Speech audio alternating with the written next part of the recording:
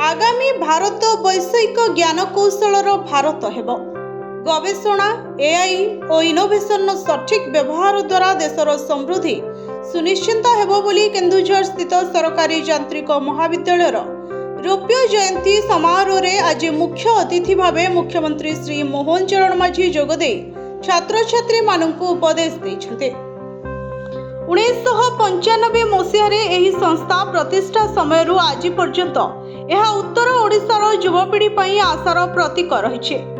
मध्यवर्ती समय विभिन्न समस्या सत्वे लोकमानकर समूह उद्यम और संकल्प द्वारा 2001 मसीह एही संस्था पुनः जीवन लाभ करथिला, जहाँ एकता और दृढ़ संकल्पर उत्कृष्ट उदाहरण बोली से कहथिले। एही महाविद्यालय प्राय 6500 रु अधिक छात्र छात्री देश विदेश रे सफलतार कार्य करुछन्ते। प्लेसमेंट व्यवस्था संतोषजनक हेबा सहित ओडिशा सिविल सर्विस परीक्षा रे प्रथम स्थान अधिकार करिथिबा श्री प्रियांशु पाल को सफलता को से महाविद्यालयर गौरव बोली कहिथिले। एही परिप्रेक्षित रे जीसी को एक उत्कर्ष केंद्र भावे घोषणा करी से छात्र छात्री मानकु उच्चतर गवेषणा और दक्षता विकास रे आगे आसिबा को परामर्श देथिले। गत 2 वर्ष रे प्राय 2.8 लाख कोटी टंकार विनियोग होइथिबा सह 2 लाख रु अधिक नियुक्ति संभावना सृष्टि होइछे।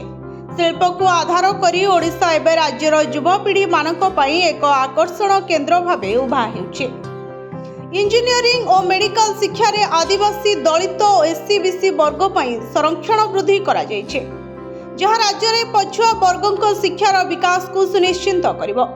से उल्लेख करथिले जे परमाणु आधारित शक्ति उत्पादन रे ओडिशा उल्लेखनीय अग्रगति करिछे। ओडिशा रे प्रचुर थोरियम संपद थिबारु भविष्यत रे एठारे परमाणु शक्ति केंद्र प्रतिष्ठार उज्जवल संभावना रहिछे। युववर्गों को उपदेश देई मुख्यमंत्री कहिथिले जे केवल चाकरी खोजुथुबा आशाई नुहे, चाकरी सृष्टि करिथुबा मनीष हुंतु।